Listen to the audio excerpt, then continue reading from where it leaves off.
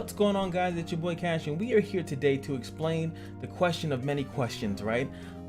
These weird little things. I just did Rudley's character guide, and the question that I had and many people have had is, what is Vanguard? How do I get it? And I'm like searching through the help menus. I'm trying to find statistics and stuff like that, and then we figure out that it's only given through this character, as you can see in his passive. So of course I had to go through every single Fate character and figure out every single combination that is in the game currently, so you know, you can figure out some combinations of characters that work together. If I miss any, please feel free to correct me. I'll pin a comment if I need to, but I think I got all of them. First one is the one I'm going to just go over, is going to be Rudley and Gareth. Gareth gives this buff that pretty much increases the health and defense of any ally that has less HP than him. It doesn't seem like it goes away, it doesn't have a turn on it. So once he gets that, when you S2 or S3 with, hey bro, I'm talking. When you S2 or S3 with Rudley, you will actually get a shield based off his HP. So 51% on this one and then 73% on that one. It actually is really strong and allows you to tank. It's kind of like, and if you see the explanation of how I talk, I should just give you that stupid card. Depending on the scenarios, he'll be able to use his S2 and S3 a lot, so he'll constantly be getting a shield and a shield that blocks someone else. It's insane. Oh, gotta add this guy all over to the command side. Oh man. Alright, so he actually has a weird thing that he has a passive that interacts with command. So once he has command, he has a thing with executioner, and then it depends on how, if the target survives an attack or if they don't. Garl or Garth gives them the command, right? He uses this skill as an executioner. Now, if the target dies, everyone gains mana. But if he doesn't, now you get the executioner mark. It's so weird. Same thing with this one. This is only hits the back row first, and then this one is a single target nuke, 750, pretty strong attack here. Now it also says all other targets with executioner mark lose 20% of their attack if a target marked with executioner dies. It's very weird. It's very weirdly worded, but it's easy. I don't have the character to show you guys, but it's actually pretty strong. That's why I'm surprised it's a 4.6, where he's giving your team mana, he's lowering the attack of characters, but people seem to not value that for some weird reason. Next up is going to be Ulum, or Alu? I don't know. We'll figure it out one magical day. If marked with Tranquil, randomly destroys 3 of the enemy's Guardian Stones. This is really strong. It's pretty much a auto break for most characters, unless they, you know, especially in the story, it's kind of hard. But in, you know, PvP, that's pretty much going to break them because most people only have 1 or 3. Hey, I know I locked in. It's going to be pretty easy. And what's cool about this, as you can see, Ulum has a AoE attack that does that. But who gives Tranquil? If it isn't, Bathory. As you can see here, Tranquil grants allies with less attack than self with Tranquil and marks and protects them from death. Now that's already annoying as hell. So pretty much if you see Bathory, and I've been complaining about this for a while, if you see Bathory, you pretty much have to kill people twice pretty much. It's very annoying. But on top of that, if this character's there, oh wait, sorry, I clicked the wrong thing. This character's there, it's going to make it a lot worse. As you can see, that there is some counterplay to that, because you can at least kill Ulum once and then it will go away, then she won't have the passive anymore. But as you didn't see is that she is a defense type, so it is kind of hard to kill her, and if you keep focusing on her, you will get mana, and if you give her too much mana, then she'll break all your characters AoE. So very dangerous line you have to walk there. Oh, but don't stop there. There's actually another character that works with Tranquil, and that's going to be, I'm about to mess up my name, Rura. Rura also has Tranquil as well, as you can see here with the Verdant Fire. If it marked with Tranquil, deals 50% additional damage for each mana the target has, which makes this very strong, right? And then you have the Ulum, which makes sense because, you know, that they're all like within that same thing. Ulum has it. She also summons Ulum. It's very weird that they're separate characters. AoE piercing, but if they're marked with Tranquil, same thing. 50% for each mana that they have. Could be a pretty crazy AoE, and the nature, as I said, is pretty crazy if you think about it. Alright, so let's go over to the next one, which is Fear of the Abyss, or Fear of Abyss. Now, Fear of Abyss comes from this man right here. As you can see, it adds Fear of Abyss marks to enemies with defense lower than you, so you would obviously stack his defense, so you put it on as many characters as possible. If the target has 10% or less health at the end of the turn, deals 65 damage to all enemies in the same row. Pretty vicious stuff. I don't know why he's rated as a 4.8. He seems pretty strong to me. Now, the characters that work with it is going to be Valentina, I guess. As you can see here, mana burn 10 mana if the target is afflicted with Fear of the Abyss. It's a single target hit. and also freezes them, which is kind of strong. It's like a lot of disable kind of thing that goes on here. And then I think the Cage of Despair also has the same thing.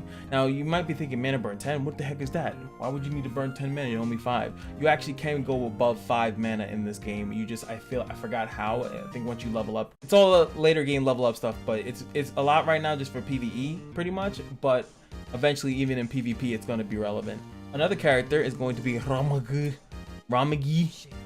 As you can see, he has the self-harm. Afflicts target with self-harm. If target is afflicted with Fear of the Abyss, deal 45% damage every turn for 5 turns. So that's like double dot damage that's going to be going on here. And you can see the same thing with the Black Panther dash.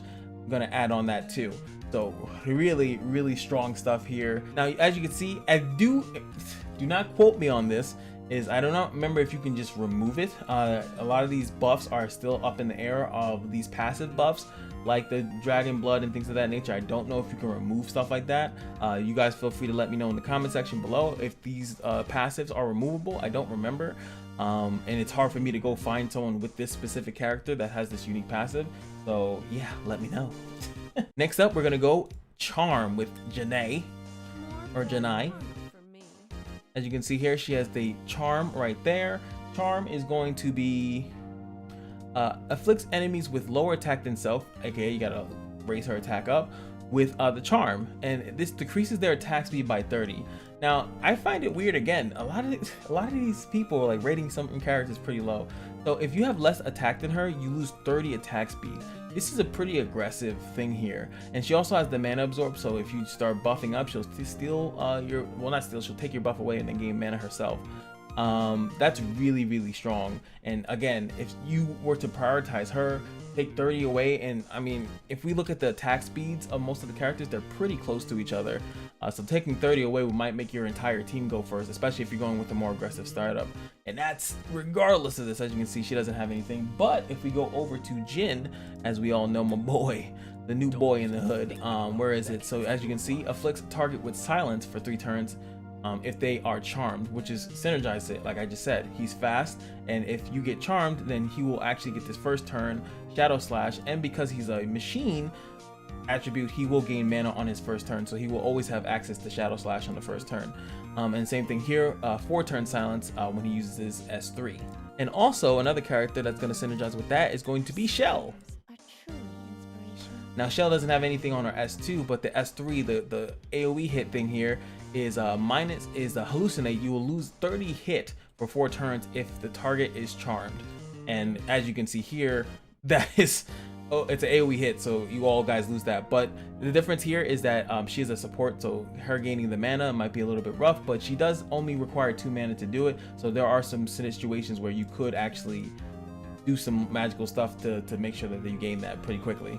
The next one is going to be Rachel, which is weird. I think it's a dude, but I've never heard of a dude named Rachel. Now, Rachel has Dishearten. Afflicts enemies with attack lower than self with Dishearten mark. It increases their dodge by 50 and their defense by 20. Means they're going to take a hit. And the 2 characters that are going to take advantage of that is going to be Baraka. So, steals 1 mana from the target and grants 2 to a back row ally if target is disheartened. This is very strong. And same thing he does here with his S3 as well. The other character that's going to synergize with that is going to be Zion or Zakayan or whatever. Don't know how to say his name. Isn't that Chinese, if I'm not mistaken? He instead guarantees critical hits if they're disheartened, and that's going to go with his back row AoE and his 300% damage to 1 enemy. Again, he has low rating here as well. I don't get it.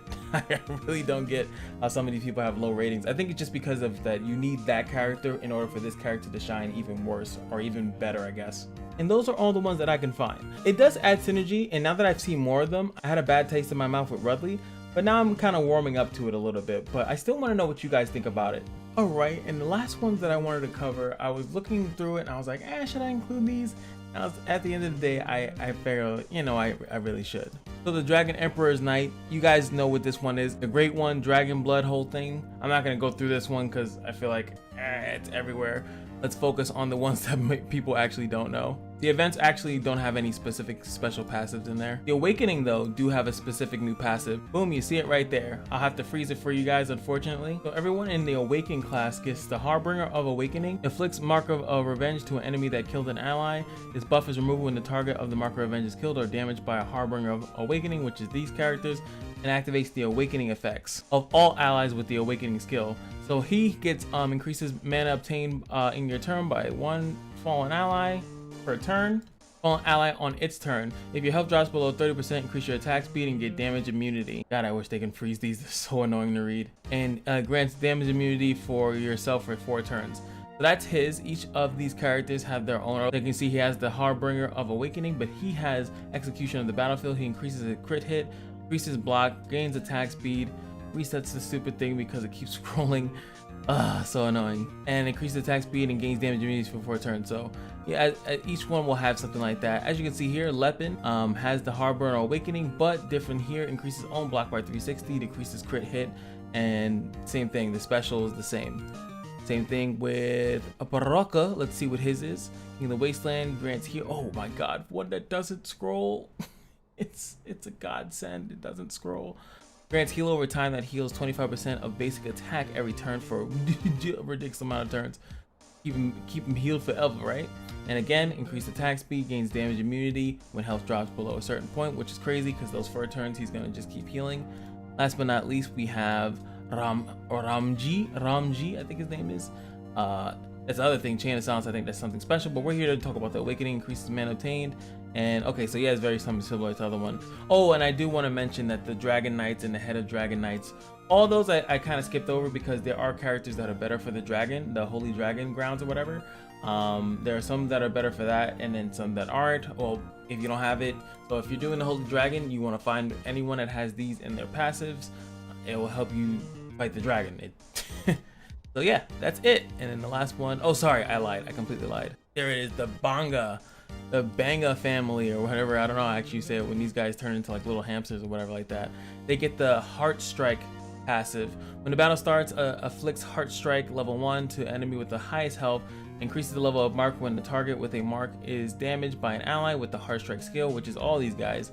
Attain 1 mana per enemy mark level at the beginning of your turn. The effect of the mark is, oh my God. The effect of the mark is the level increases and the stacked all effects can't be removed. Oh, you can't remove them. So upon the mark's target's death, afflicts hard to the enemy with that. So it just passes on. And then you can see down here the actual levels. I think it's 4 levels or 5 levels. I'm not too sure. See, heart level 1, they lose attack speed. That's from the jump. They lose defense. Then they damage on to all enemies, get blind, and inflict 2,000 damage to the target for every turn. And this is Jin. As you can see, this is also Tantalo. These are 3-star. Hecken is the guy, the guy with that looks like a mafia guy. Luke is a legendary. Morris, I don't remember. I think he's a legendary as well. So yeah, those are all the passives. Special, unique, weird passives. Okay, I think I got them all. Again, if I miss one, let me know. It might seem like it's a little bit hard to do, but when you think about it, as the banners rotate and with the string of creation, you can pretty much set up a combo if you now you should be informed and now you should know. But yeah, now you know how to get to those characters. Now you know how to get to that combo. Might take a while. Maybe you might not even be interested in it by the time it happens. But more importantly, what I hope is that there are more in the game, or that they might add more. Or let me know what you guys also, what is your favorite combination? Or maybe what was one that you had no idea. Make sure you guys share this because I think the community has no idea. And with that being said, like, comment, and subscribe. And just remember that every day at the casino is your lucky day. And I'll see you guys in the next video. Peace.